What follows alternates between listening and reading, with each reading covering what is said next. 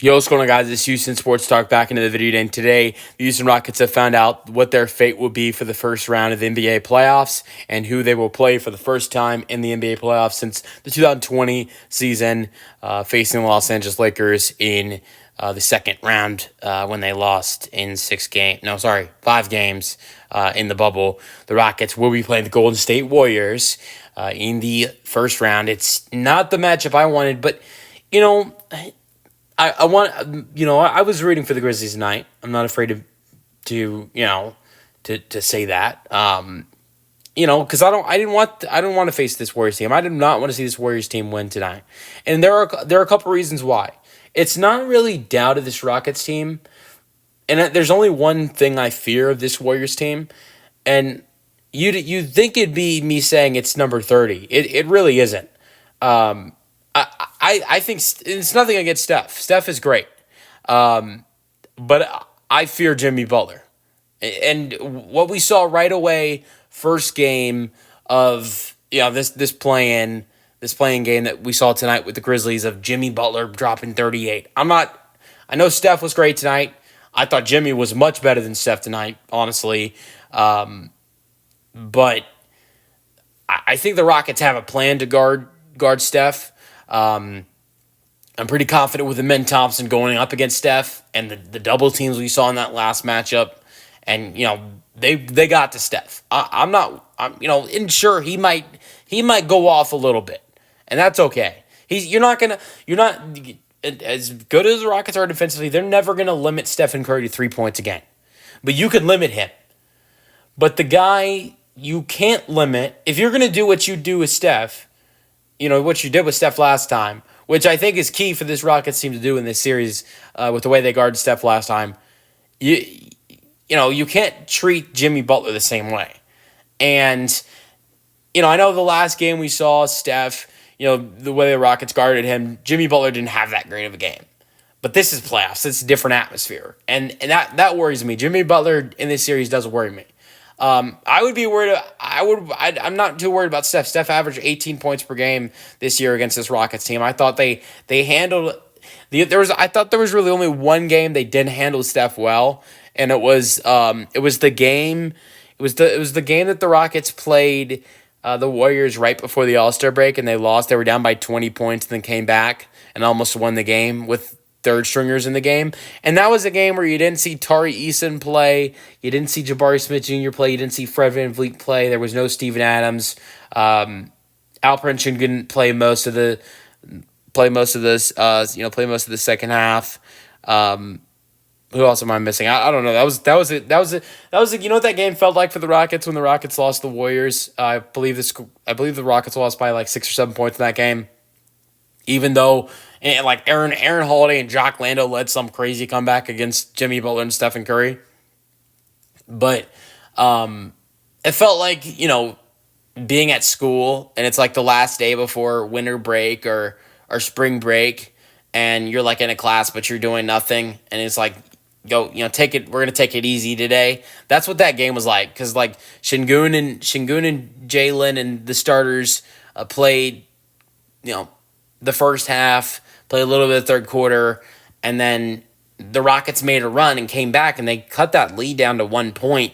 And even though they did that, Ime Udoka still decided to keep in Jock, Aaron Holiday, Nate Williams, and that group that led that, Jayshawn Tate. The only starter that was in that group was Amen Thompson. So yeah, all right.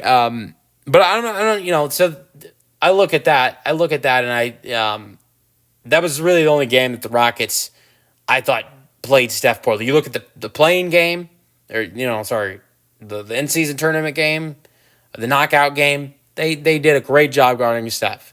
This most recent game, they did a great job guarding Steph. I think the first game where the Rockets were down by 31 points and then came back, there's another game that the Rockets were down by a crazy amount and came back. They did a good job guarding Steph. Most of the games this season, the Rockets played Stephen Curry. They did a good job outside of that game right before the All-Star break.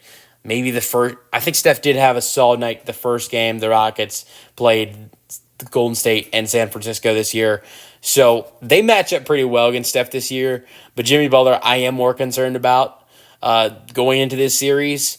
that is a bigger concern for me, is what I will say. But that wasn't even the only reason why I didn't want this Rockets team to face this Warriors team. For starters, to be completely honest, I don't just think about the Rockets. I think about other series. I want to see good series.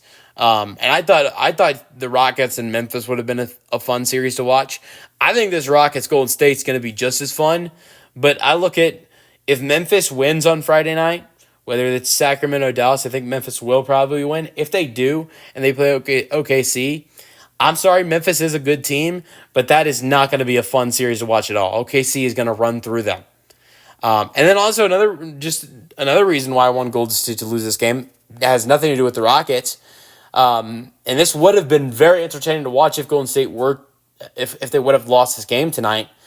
If Dallas wins tomorrow and Golden State would have lost tonight, that would have been Klay Thompson versus Stephen Curry for the final play and for the final playoff spot, which would have been so fun to watch. Klay versus Steph, whoever wins gets the final playoff spot. Would have been very fun to watch. And Golden State OKC would have been a way more entertaining series than what we possibly could see with Memphis and OKC. But yeah, that was some of my other reasons why I wanted Golden State to lose tonight. But here's the thing I saw that is very true. If you're going to make it far, you're going to have to beat good teams. And you can't avoid, you can't play that tragedy of, oh yeah, Memphis would have been a good matchup for the Rockets. They would have, I think, a very easy winnable series for the Rockets if they would have played Memphis. I think they match up well against them. Golden State, I think they match well up against Golden State, but it is a harder series. It is a way harder series for this Rockets team to deal with. And, I still think it's a very winnable series, but it doesn't mean, I think Memphis, you can get that series done in 5 or 6. This is a series where there are some questions. Can you get it done? Not as experienced as this Warriors team is, and if you do get it done, it's going to be a 6 or 7 game series. And so, but yeah, here's the one thing I'd be excited for in this series is, and we saw this in this last game for the Rockets against this Warriors team when they won 106-96. Having Alperen Sengun and Steven Adams on the floor together. We saw 5 games against the Warriors this year.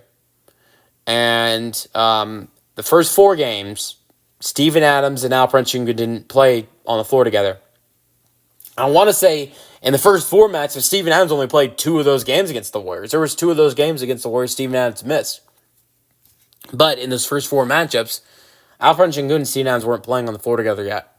It wasn't until February, Ime Udoka in Dallas, when Anthony Davis was killing them, making his Dallas debut, and he had Gafford on the floor too, and Dallas was running with the double big with AD and Gafford. Ime Udoka decided to try out the double big. That was the first time it worked. The Rockets went on a big run with Sengun and Adams, and as the season went on, Udoka started to use that more, to the point where it turned into an every game thing towards the end of the season for Ime.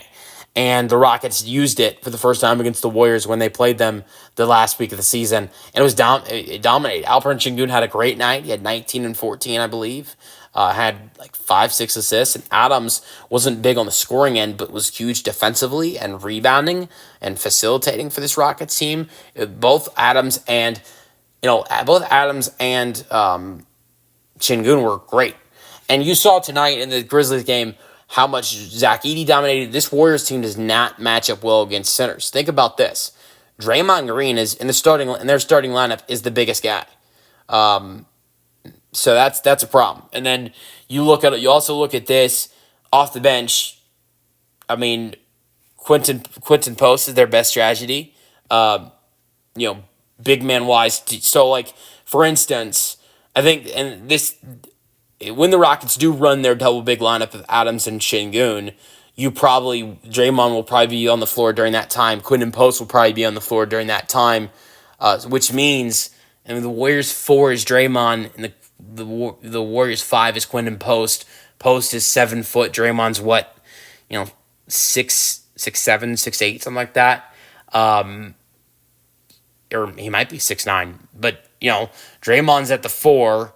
And you got that, him being at the 4, and you got Quinton Post, who is, yes, 7 foot, and he's at the 5, but then you got Shingun, who's 6'11", 7 foot at the 4. You got Steven Adams, who's 7 foot, 7'1", at the 5, and then Jabari Smith Jr. is around 6'10", 6'11". Sometimes when the Rockets do run with that big lineup of Adams and Shingun, you will see Jabari at the 3. There have been times where Amen Thompson will be in the game with them in that lineup as well. I think there was a specific time in that Warriors Rockets game when the Rockets beat them by 10, where there was a lineup at one time where Adam, Shingun, Jabari, Amen, and Fred were all on the floor with each other in that game. So the big lineup that the Rockets run with Shingun and Adams will cause problems with this Warriors team. It really will. Now, the one thing that worries me is the three-point shooting at the Warriors, how the Rockets are not a great three-point shooting team. The Warriors got Steph. They've got Podziemski. They've got Buddy Hield. They've got a good three-point shooting. Quinton Post. They've got a great three-point shooting team. The Rockets aren't that talented from 3. You can knock them down. The Rockets have nights where they knock them down, but they win their games because of defense. That's that's how they win their ball games. And the Warriors are a great three-point shooting team, and there might be a game or two the Rockets don't match that if the Warriors get hot from 3. And another thing I will say that does really worry me, probably one of the biggest reasons why I didn't want this Rockets team to face this Warriors team, is the career struggles Jalen Green has had against this Warriors team. Jalen Green has only averaged 13 points per game against this Warriors team this year. And I don't think Jalen Green has averaged 10 points per game against the Warriors if you only look at his first 4 matchups with this team this year, because he had like 20-something in their last matchup when the Rockets played the Warriors. And that was like one of the best performances he's had in his career against the Warriors. It's not just this year. It's really been every year of Jalen Green's career, and that's something that really worries me in this series. But at the same time, I have confidence in this Rockets team. Number one, because of the home court advantage they have in this series, but also number 2, really because of the big lineups they run and the size advantage they have. I know that the Warriors had problems rebounding in their game that they just played against the Grizzlies, going up against Zach Edey and some of the rebounding they had. I guess the Grizzlies have a nice size. They have nice size on their team. They got Jaren Jackson. They got Edey.